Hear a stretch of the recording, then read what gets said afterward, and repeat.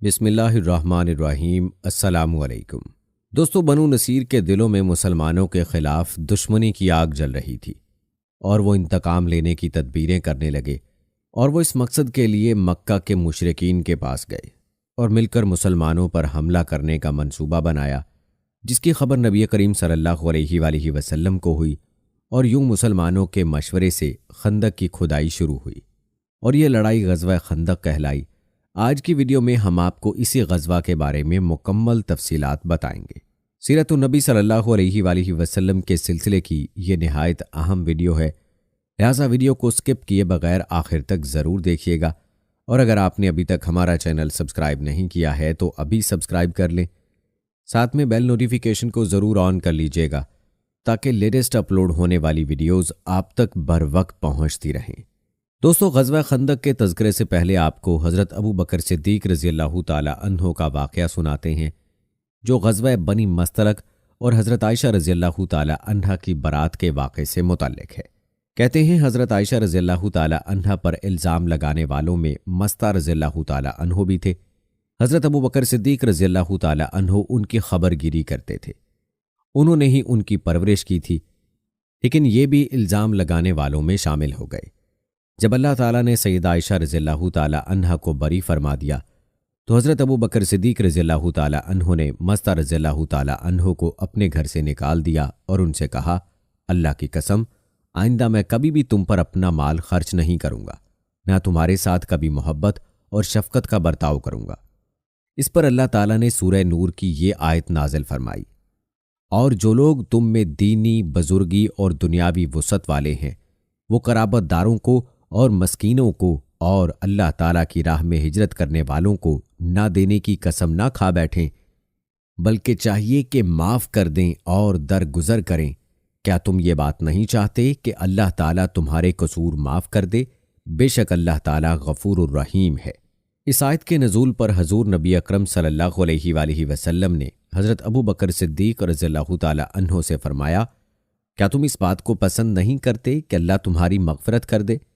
حضرت ابو بکر صدیق رضی اللہ تعالی عنہ نے عرض کیا، اللہ کی قسم، میں یقیناً چاہتا ہوں کہ میری مغفرت ہو جائے۔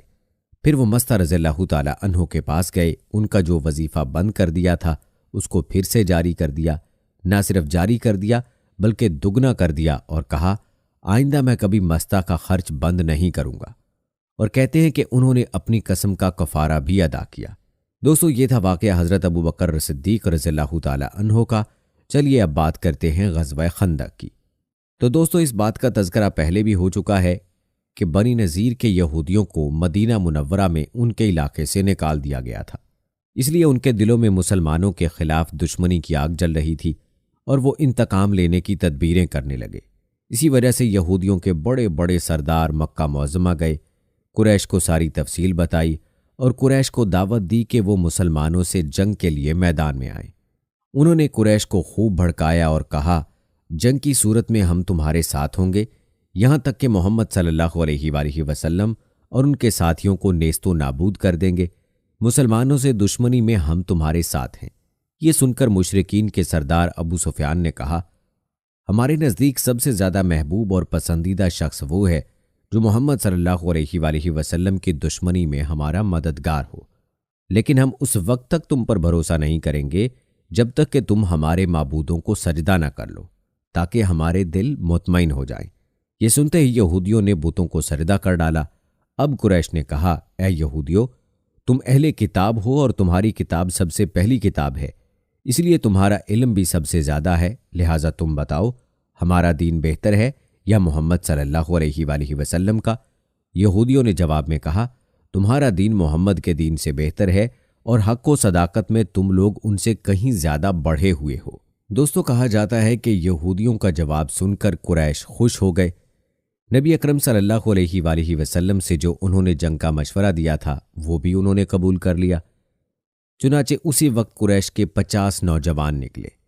انہوں نے خانہ کعبہ کا پردہ پکڑ کر اس کو اپنے سینے سے لگا کر یہ حلف دیا کہ وقت پر ایک دوسرے کو دغا نہیں دیں گے جب تک ان میں سے ایک شخص بھی باقی ہے، محمد صلی اللہ علیہ وآلہ وسلم کے خلاف متحد رہیں گے۔ اب قریش نے جنگ کی تیاری شروع کر دی۔ یہودیوں نے بھی اور قبائل کو ساتھ ملانے کی کوشش جاری رکھی۔ اس طرح ایک بڑا لشکر مسلمانوں کے خلاف تیار ہو گیا۔ حضرت صلی اللہ علیہ وآلہ وسلم کو کفار کی تیاریوں کی اطلاعات موصول ہوئیں تو صحابہ کرام رضوان اللہ اجمعین کو مشورے کے لیے طلب کر لیا۔ آپ صلی اللہ علیہ وآلہ وسلم نے انہیں دشمن کی جنگی تیاریوں کے بارے میں بتایا، پھر ان سے مشورہ طلب فرمایا کہ ہم مدینہ منورہ میں رہ کر دشمن کا مقابلہ کریں یا باہر نکل کر کریں۔ اس پر حضرت سلمان فارسی رضی اللہ تعالی عنہ نے مشورہ دیا، اے اللہ کے رسول، اپنے ملک فارس میں جب ہمیں دشمن کا خوف ہوتا تھا تو شہر کے گرد خندق کھود لیا کرتے تھے۔ حضرت سلمان فارسی رضی اللہ تعالی عنہ کا یہ مشورہ سبھی کو پسند آیا، چنانچہ مدینہ منورہ کے گرد خندق کھودنے کا کام شروع کر دیا۔ سب صحابہ کرام رضوان اللہ اجمعین نے خندق کی کھدائی میں حصہ لیا۔ خود حضور نبی کریم صلی اللہ علیہ وآلہ وسلم نے بھی خندق کھودی۔ خندق کی کھدائی کے دوران صحابہ کرام رضوان اللہ اجمعین کو بھوک نے ستایا۔ وہ زمانہ عام تنگ دستی کا تھا۔ دوستوں، روایات میں آتا ہے کہ کھدائی کے دوران ایک جگہ سخت پتھریلی زمین آ گئی۔ صحابہ کرام رضوان اللہ اجمعین اس جگہ کھدائی نہ کر سکے۔ آخر حضور اکرم صلی اللہ علیہ وآلہ وسلم کو خبر کی گئی۔ آپ صلی اللہ علیہ وآلہ وسلم نے کدال اپنے ہاتھ میں لی اور اس جگہ ماری۔ ایک ہی ضرب میں وہ پتھریلی زمین ریت کی طرح بھر بھرا گئی۔ کہتے ہیں کہ ضرب لگانے کے دوران روشنی کے جھماکے سے نظر آئے۔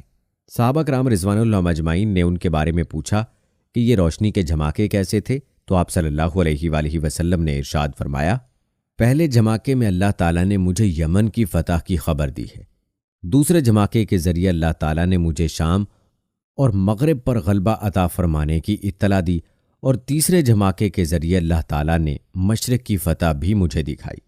غرض جب اللہ کے رسول صلی اللہ علیہ وآلہ وسلم اور صحابہ کرام رضی اللہ تعالی عنہم خندق کی کھدائی سے فارغ ہوئے تو اس وقت قریش اور اس کے حامیوں کا لشکر مدینہ منورہ کے باہر پہنچ گیا۔ اس جنگ میں کافروں کی 10,000 تعداد کے مقابلے میں مسلمان صرف 3,000 تھے۔ مشرکوں کا لشکر مدینہ منورہ کے گرد خندق دیکھ کر حیرت زدہ رہ گیا۔ وہ پکار اٹھے، خدا کی قسم، یہ تو بڑی زبردست جنگی چال ہے۔ عرب تو اس جنگی تدبیر سے واقف نہیں تھے۔ مشرکوں کے دستے بار بار خندق تک آتے رہے اور واپس جاتے رہے۔ مسلمان بھی اچانک خندق تک آتے اور کافروں کی طرف تیر برساتے، پھر واپس لوٹ جاتے۔ کہتے ہیں کہ کافروں میں سے نوفل بن عبداللہ نے اپنے گھوڑے پر سوار ہو کر خندق کو عبور کرنے کی کوشش کی، لیکن اس کا گھوڑا خندق کے آر پار نہ پہنچ سکا اور سوار سمیت خندق میں گرا۔ نوفل کی گردن کی ہڈی ٹوٹ گئی۔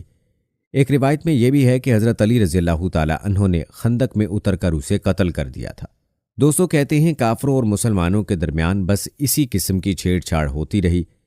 کافر دراصل خندق کی وجہ سے مسلمانوں پر حملہ آور ہونے کے قابل نہیں رہے تھے۔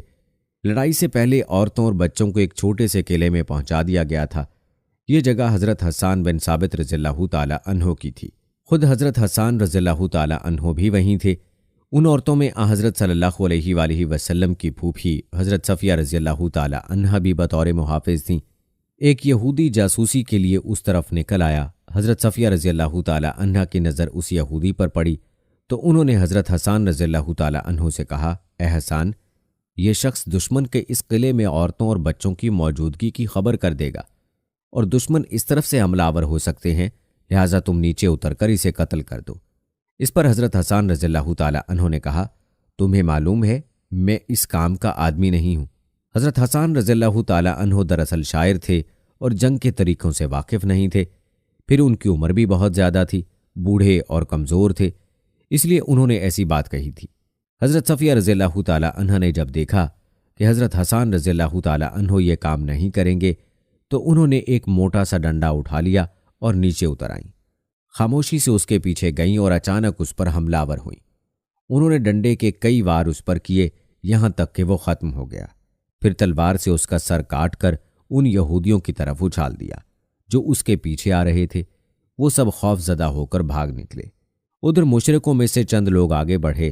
انہوں نے خندق عبور کرنے کے لیے اپنے گھوڑوں کو دور لے جا کر خوب دوڑایا اور جس جگہ خندق کی چوڑائی کم تھی اس جگہ سے لمبی چھلانگ لگا کر آخر خندق پار کرنے میں کامیاب ہو گئے۔ ان لوگوں میں عمرو بن عبدود بھی تھا۔ وہ عرب کا مشہور پہلوان تھا۔ اس کے بارے میں مشہور تھا کہ وہ بہت بہادر ہے اور اکیلا 1000 آدمیوں کے لیے کافی ہے۔ خندق عبور کرتے ہی وہ للکارا، کون ہے جو میرے مقابلے میں آتا ہے؟ اس کی للکار سن کر حضرت علی رضی اللہ تعالیٰ عنہ آ گئے۔ انہوں نے نبی کریم صلی اللہ علیہ وآلہ وسلم سے عرض کیا، اللہ کے رسول، اس کے مقابلے پر میں جاؤں؟ آپ صلی اللہ علیہ وآلہ وسلم نے ارشاد فرمایا، بیٹھ جاؤ، یہ عمرو بن عبدود ہے۔ ادھر عمرو نے پھر آواز دی۔ حضرت علی رضی اللہ تعالیٰ عنہ پھر اٹھ کھڑے ہوئے۔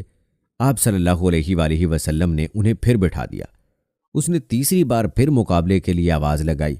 آخر آپ صلی اللہ علیہ وآلہ وسلم نے حضرت علی رضی اللہ تعالیٰ عنہ کو اجازت دے دی۔ حضرت علی رضی اللہ تعالیٰ عنہ یہ شعر پڑھتے ہوئے میدان میں آئے، جلدی نہ کر، تیری للکار کو قبول کرنے والا تیرے سامنے آ گیا ہے، جو تجھ سے کسی طرح عاجز اور کمزور نہیں ہے۔ ایک روایت میں ہے کہ نبی کریم صلی اللہ علیہ وآلہ وسلم نے حضرت علی رضی اللہ تعالیٰ عنہ کو اپنی تلوار ذوالفقار عطا فرمائی، اپنا امامہ ان کے سر پر رکھا اور اللہ سے ان کی کامیابی کے لیے دعا کی۔